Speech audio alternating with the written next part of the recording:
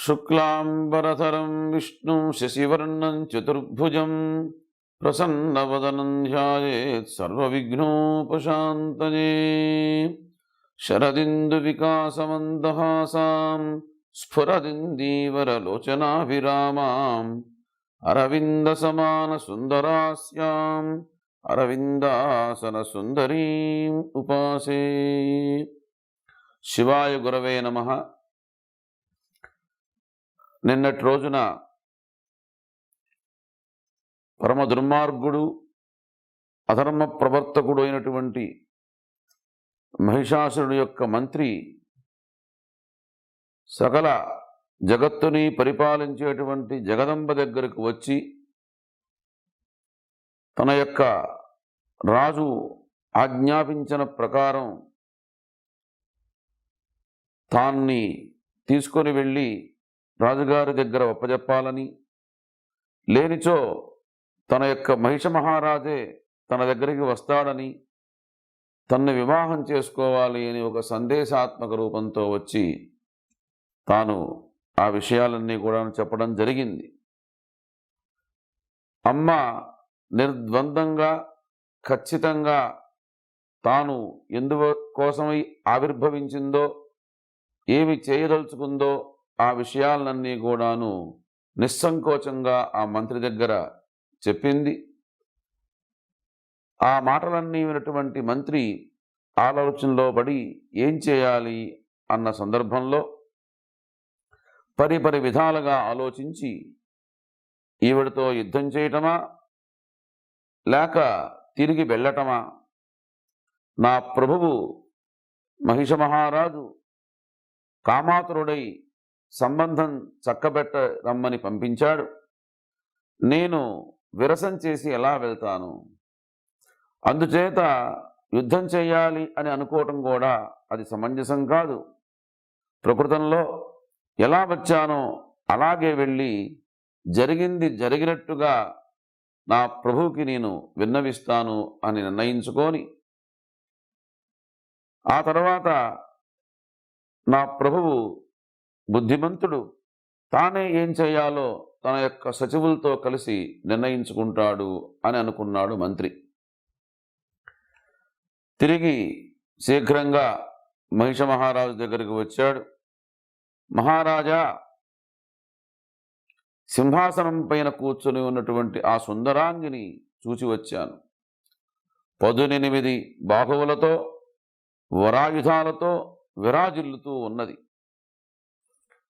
మా మహిష మహారాజును వరించి పట్టపు మహిషివై ముల్లోకాలు ఏలుకో. మా ప్రభువు నీకు దాసుడై నీ ఆజ్ఞలు నెరవేరుస్తూ నీకు ప్రియం చేస్తాడు అని వినయంగా నేను మనవి చేశాను. నా మాటలు ఆ భామిని చిరునవ్వులతో చిందించి కళ్ళు పెద్దవిగా చేసి చాలా కోపంగా చూచి, ఎంత మూర్ఖుడివి! నీ రాజు ఒక మహిష్యుడు, అంటే దున్నపోతు. లోకంలో ఎక్కడన్నా దున్నపోతు పెళ్లి చేసుకుంటుంది కానీ ఎక్కడన్నా మనుషులు పెళ్లి చేసుకుంటారా? దేవతలు చేసుకుంటారా? వాడిని పెళ్లి చేసుకోవటానికి కాదు, వాడి యొక్క ప్రాణాలు తీయటం కోసం నేను ఆవిర్భవించాను. ఈ విషయాన్నే నీవు ఖచ్చితంగా నీ మహారాజుకు తెలియచేయి అని నిర్మోహమాటంగా చెప్పింది. వెంటనే నాకు కోపం వచ్చి ఆ భామినిని సంహరిద్దామని అనుకున్నాను. కానీ రసభంగం అవుతుందేమోనని నీ ఆజ్ఞ తీసుకోలేదు కదా అని ఆలోచించి చేతులు కట్టేసుకున్నవాడిని ఇలా వచ్చాను. ఇకపై ఏం చేయాలో దేవరవారి దివ్య చిత్తం. రణమా, మరణమా, ప్రయాణమా, పలాయనమా ఆలోచించి ఏది శ్రేయస్కరమో నిశ్చయించండి ప్రభు అని విన్నవించాడు మంత్రి. వెంటనే ఆ మహిషాసురుడు చాలా అనుభవంతో ఉన్నటువంటి వృద్ధ మంత్రులందరినీ కూడాను సమావేశపరిచాడు. ఏం చేద్దామో చెప్పండి, ఈమె ఎవరో శాంబరి మాయలాగా ఉన్నది బాగా ఆలోచించండి. మీరు ఉపాయాలన్నీ చర్చించండి. కర్తవ్యం ఏమిటో ఆలోచించి ఒక నిర్ణయానికి రండి అన్నాడు. ఆ మంత్రులంతా కూడాను ఒకేలాగా స్పందించారు. ప్రభు, సత్యమే పలకాలి, ప్రియమే చెప్పాలి, హితమే ఉపదేశించాలి. ఇది పండితుల యొక్క లక్షణం. ఒక్కొక్కప్పుడు హితమైనది అప్రియంగా అనిపిస్తూ ఉంటుంది, ప్రియమైనది అహితం కావచ్చు. ఉదాహరణకి, రోగం వచ్చినటువంటి రోగికి మందు చేదుగా ఉంటుంది, కానీ అది లోపలికి వెళ్ళిన తర్వాత మనకి హితాన్ని చేస్తుంది. కాబట్టి అన్ని వేళలా సత్యానిదే అగ్రపీఠం. అయితే లోకంలో సత్యం చెప్పేవారు కానీ చెప్తే వినేవారు కానీ చాలా బహుకొద్ది మంది ఉంటారు, బహు దుర్లభులు. ప్రియాలు పలికేవారు చాలామంది ఉంటారు. మహప్రీతి మాటలు మాట్లాడి కార్యాన్ని చెడగొట్టేటువంటి వాళ్ళు ప్రపంచంలో మనం చూస్తూ ఉన్నాం. తెల్లవారు లేస్తే ముఖప్రీతి మాటలు మాట్లాడుతూ ఉంటారు. సత్యస్య శ్రోతామంతా చ దుర్లభ పృథివీపతే వక్తాపి దుర్లభ కామం పుటవశ్చాటు భాషకాః.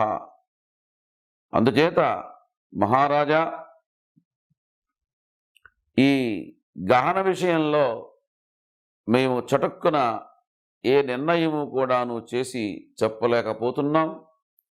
అసలు ఎవరికి ఎప్పుడు ఏది శుభమో ఏది అశుభమో తెలిసి చెప్పగలిగినటువంటి వాడు ఈ ముల్లోకాల్లో ఎవ్వరూ లేరు.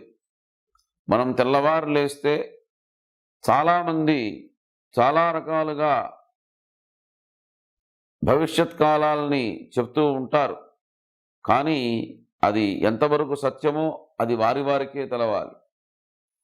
ఈ మంత్రుల మాట విన్నటువంటి మహిషాసురుడు చిన్నగా ఒక నవ్వు నవ్వాడు. అయితే అమాత్యులారా, మీ మీ అభిప్రాయాల్ని ఎవరికి వారు విడివిడిగా నాకు చెప్తే అన్నీ కూడాను ఆలోచించి నేను ఒక నిర్ణయం తీసుకుంటాను. ఇది ఉత్తమోత్తమైనటువంటి పద్ధతి అని మీరు అంగీకరిస్తారు అని నేను అనుకుంటున్నాను అన్నాడు మహిషుడు. బహూనాం మతమాజ్ఞాయ విచార్య చ పునఃపునః యశ్రేయస్తద్ధి కర్తవ్యం కార్యం కార్య విచక్షణై. అప్పుడు ముందుగా విరూపాక్షుడు అనేటువంటి ఒక మంత్రి ప్రభువుగారి యొక్క మనస్సుని రంజింపచేస్తూ తన యొక్క అభిప్రాయం చెప్పడం ప్రారంభించాడు. మహారాజా, ఒక ఆడది మదనెక్కి మాట్లాడితే వాటిని మనం ఇంతగా పట్టించుకోవాల్సినటువంటి అవసరమే లేదు. అవి వట్టి విభీషకములు, అంటే బెదిరింపు మాటలు. వాటికి మనం బెదరటం అనేటువంటిది కుదరని పని. అయినా నీ వంటి రణ దుర్మదులు అసలు భయపడకూడదు. అసత్యమని తెలిసి, సాహసమని తెలిసి, స్త్రీ చేష్టితమని తెలిసి త్రిలోక విజేతవు నీవు బెదురుతావా? నీ వంటి మహావీరుడు ఇలా దీనుడుగా అవటమే పెద్ద అపకీర్తి. అందుచేత నీ దాకా ఎందుకయ్యా, నేనొక్కడే వెళ్ళి ఆ చండికను చీల్చి చెండాడి మట్టు పెట్టి వస్తాను. నీవు నిర్భయంగా ఉండు. అంతగా అవసరమైతే నా మీద నీకంత నమ్మకం లేకపోతే కొంత సేనని పంపించు. సర్పపాశాలతో బంధించి ఆ ఆడదాన్ని తెచ్చి నీ పాదాల చెంత పడేస్తాను. నీకు వశమయ్యేట్టు చేస్తాను. చూద్దుగా నా శక్తి సామర్థ్యాలేమిటో అన్నాడు. విరూపాక్షుడి యొక్క మాటలకు దుర్ధరుడు వంత పలికాడు. ఆలోచించగా ఆ మదమతి కామాతుర అని అనిపిస్తూ ఉన్నది. రూపగర్భితులైనటువంటి నాయకులు ఇలాగే ఉంటారు. అందమైన స్త్రీల యొక్క లక్షణం లోకంలో ఇది. భయపెట్టి నిన్ను వశం చేసుకోవాలి అని అనుకుంటుంది కాబోలు. కామనీయమునుల హావభావాలను రసికులు మాత్రమే పసిగట్టగలుగుతారు. ప్రియుడి పట్ల స్త్రీలు వక్రోక్తిపరాయణులు. అవి అందరికీ అర్థం కావు. కామశాస్త్రం తెలిసినవాడు మాత్రమే అర్థం చేసుకోగలుగుతాడు. రణరంగంలో నిన్ను బాణాలతో వధిస్తాను అంది కదూ, అంటే అర్థమేంటో ఒకసారి ఆలోచించావా? హేతుగర్భితమైనటు వాక్యాన్ని హేతుబద్ధంగానే మనం చర్చించాలి. కామనీయముల యొక్క కడగంటి చూపులను బాణాలు అని అనటం లోక ప్రసిద్ధం. ఆ బాణాలను ప్రయోగిస్తాను అని అంటుంది. మరొక బాణాలని నీ మీద ప్రయోగించే శక్తి బ్రహ్మ విష్ణు మహేశ్వరులకే లేదు. అటువంటిది ఒక ఆడది నీ మీదకి బాణం ప్రయోగిస్తుందా?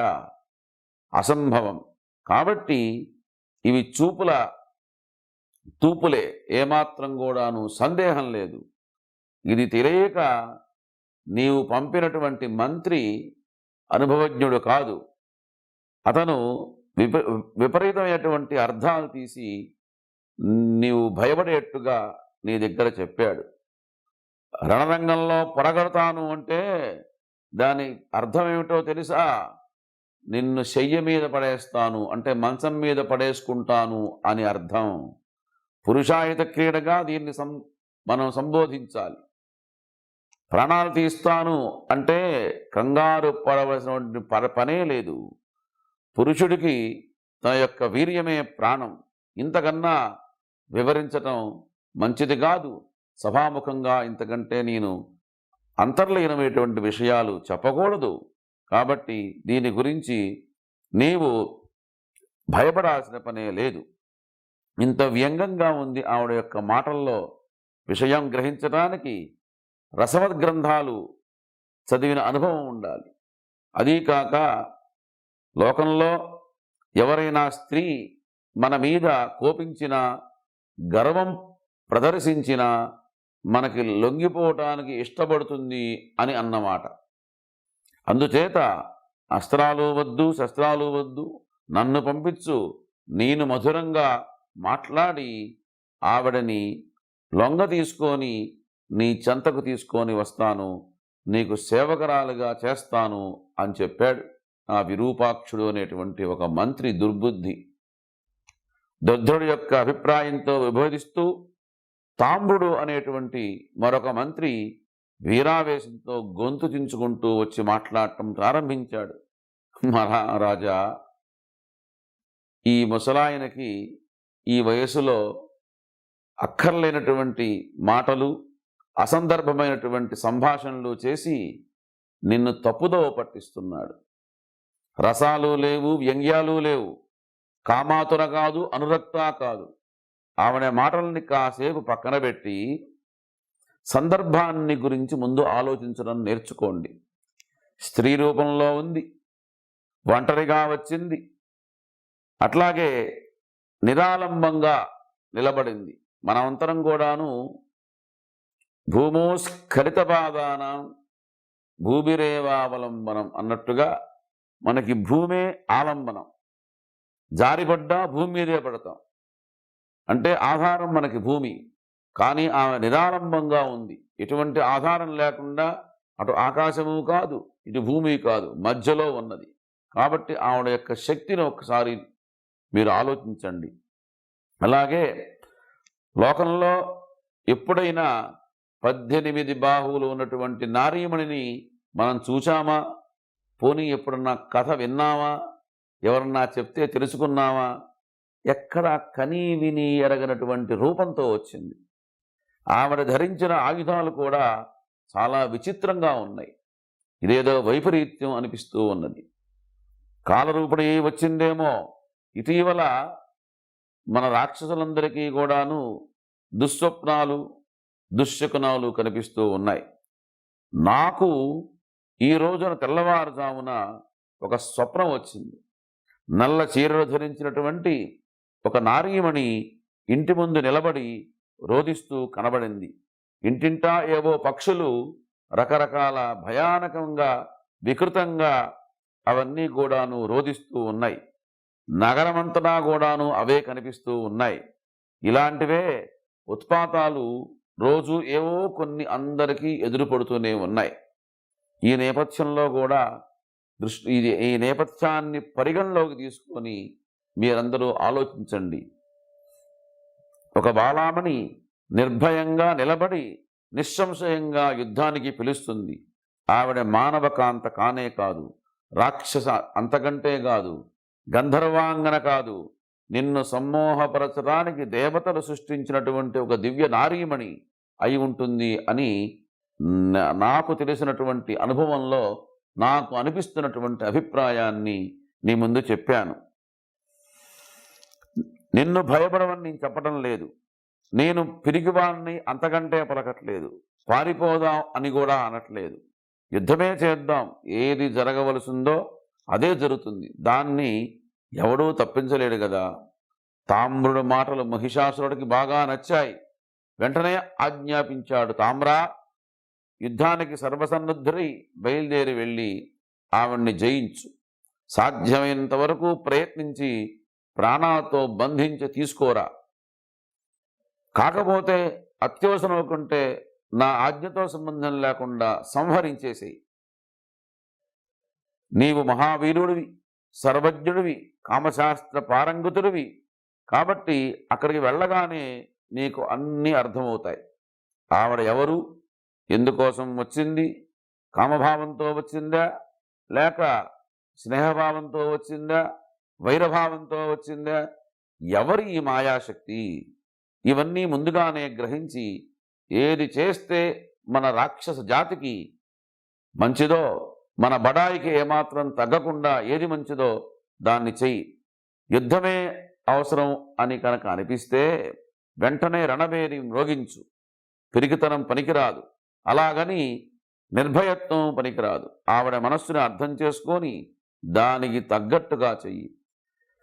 కాతరత్వం న కర్తవ్యం, నిర్దయత్వం తథానచ, యాదృశం హి మనస్తస్యాః కర్తవ్యం తాదృశ్యం త్వయా. ప్రభువు యొక్క ఆజ్ఞని శిరసావహించి తామ్రుడు సవినయంగా నమస్కరించాడు. సేనా సమేతుడై తరణి వెళ్ళాడు. మార్గమధ్యంలో ఎదురైనటువంటి ఆ అపశకునాలకు భయపడ్డాడు. కాలం దాపురించింది అని అనుకున్నాడు. అయినా ముందుకే ప్రయాణమైనాడు. సింహాసనం మీద స్థిరంగా ఆ కూర్చున్నటువంటి ఆ మహాదేవిని చూచాడు. స్తుతిస్తూ ఉన్నటువంటి దేవతల్ని గమనించాడు. ఒంటరిగా ముందుకు నడిచి ఆ మహాదేవిని సమీపించాడు. వినయ వినమిత గాత్రుడై నమస్కారం చేశాడు. మధురంగా, ప్రియంగా, అనునయ కంఠంతో పలకటం ప్రారంభించాడు. దేవి, దైత్యేశ్వరుడు మహిషాసురుడు నీ రూపగణాలను విని ఆసక్తితో, అనురక్తితో, సంసక్తితో నన్ను పంపాడు. నిన్ను చెట్టపట్టాలని కోరుకుంటున్నాడు. అమరదుర్జుడైన మా ప్రభువు పట్ల మనస్సు పెట్టు. ఓ సుకుమారి, అతన్ని నీవు భర్తగా పొంది నందనవనంలో హాయిగా విహరించు. ఇంతటి సుందరమైనందుకు తగిన సౌఖ్యాలని అనుభవించు. ఎవరైనా సుఖం కోరుకోవటం అనేటువంటిది మంచి విషయమే. దుఃఖాలను ఎవరూ కోరుకోకూడదు. కానీ సుఖాలకేమి హాయిగా కోరుకోవచ్చు, పొందవచ్చు, అనుభవించవచ్చు. నీకు ఈ భయంకరమైనటువంటి ఆయుధాలు ఎందుకు? నీ చేతులు పద్మాల్లాగా కోమలంగా మృదు మధురంగా ఉన్నాయి.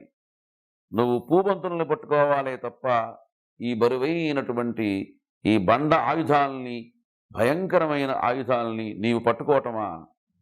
దానికి మేమున్నాం, మా పని అదే, చాలు, ఇక వదిలేసి. కరభోరుకి మర్దంతే గృహీతాన్యాయుధాన్యలం పుష్పకందుకయోగ్యాస్తే కరాహ కమలకోమలాగా. కరభోరు, నీ కనుబొమలే ఒక ధనస్సు, మరొక విల్లు నీ ఎందుకు?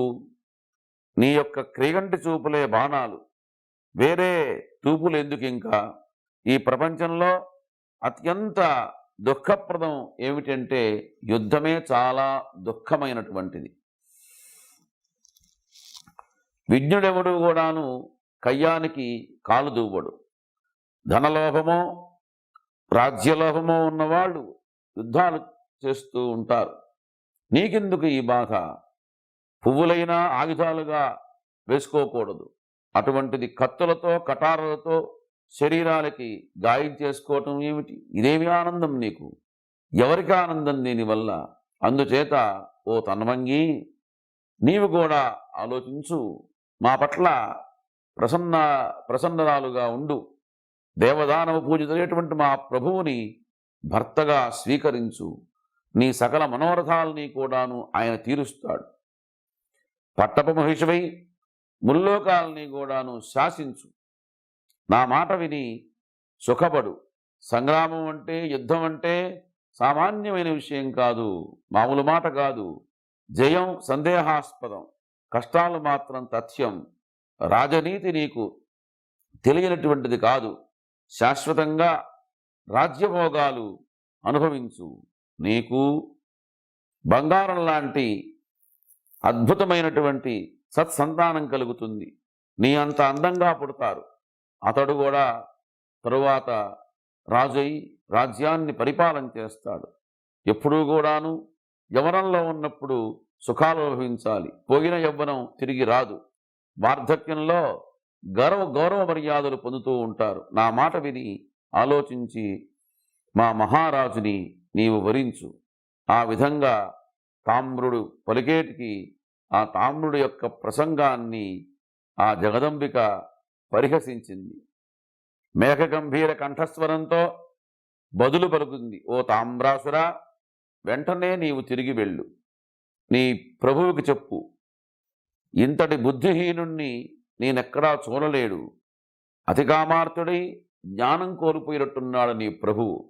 అతడికి చెప్పు, ఓరి మూర్ఖుడా, నీకు జన్మనిచ్చినటువంటి తల్లిలాగా నేను గడ్డి తినేదాన్ని కాదురా. నాకు కొమ్ములు లేవు, వేలాడేటువంటి పొట్టలేదు, తోకలేదు, నేను బర్రెను కాదు అన్నానని చెప్పు. నేను ఇంద్రాదులనే వరించను, ఇక ఈ పశువుని వరిస్తానా? ఏ గుణం చూసి వరించాలి? లోకనింద వస్తుందని వరించాలా? పైగా నేను పతింవరను, కన్యను కాను. నాకు భర్త ఉన్నాడు. అతడు సర్వకర్త, సర్వసాక్షి, అకర్త, స్థిరుడు, నిస్పృహుడు, నిర్గుణుడు, నిర్మముడు, నిరాలంబుడు, నిరాశ్రయుడు, అనంతుడు, సర్వజ్ఞుడు, పరిపూర్ణుడు, పూర్ణాశయుడు, శుభప్రదుడు, శాంతుడు, సర్వదృక్కు, సర్వభావనుడు, సర్వపావనుడు. అటువంటి భర్తను విడిచిపెట్టి ఈ మూర్ఖుణ్ణి మహిషుణ్ణి వరించమంటావా? సేవించమంటావా? మీ రాజుకు చెప్పు, కళ్ళు తెరిచి ఒళ్ళు తెలిసి యుద్ధానికి రమ్మని చెప్పు.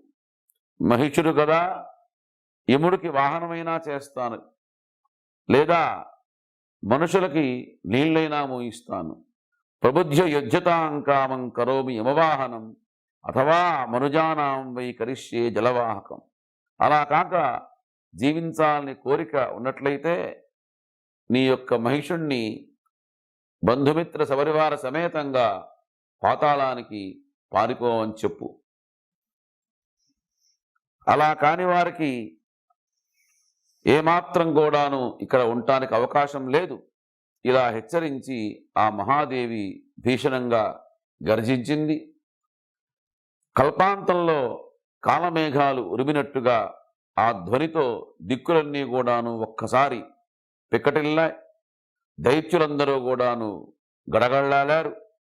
భూగోళం అంతా కూడాను కంపించింది. పర్వతాలు దొల్లిపడ్డాయి. రాక్షసాంగనలకు ఆ ధ్వని వల్ల గర్భస్థమైనటువంటి శిశువులు బయటకు వచ్చి గర్భస్రావం జరిగింది. సమీపంలో ఉన్నటువంటి తామ్రుడు భయంతో వణికిపోయినాడు. నిశ్చేష్టుడై క్షణకాలం నిలబడి వెంటనే వాడు ఆ విధంగా పరిగెత్తుకుంటూ సరాసరి మహిషుడి దగ్గరికి వెళ్ళి ఆగాడు. నగరంలో ఉన్నటువంటి దానవులందరికీ కూడాను ఇదే పరిస్థితి. చెవిటివారి ఆ ధ్వని వల్ల ఆ వినే శక్తిని పోగొట్టుకున్నవారి అటు ఇటు పరిగెత్తారు. అదే సమయంలో అమ్మవారి యొక్క వాహనం ఆ సింహం కూడా గర్జన చేసింది. ఆ ధ్వనికి దానవులలో చాలామందికి బిర్ర బిగిసి ప్రాణాలన్నీ కూడాను వదిలేశాడు. తరువాత ఆ మహిషాసురుడు మళ్ళీ ఆలోచనలో పడ్డాడు. ఆ కథంతా కూడాను రేపటి రోజు చెప్పుకుందాం. సర్వం జగదంబార్పణమస్తు. ఓం స్వస్తి.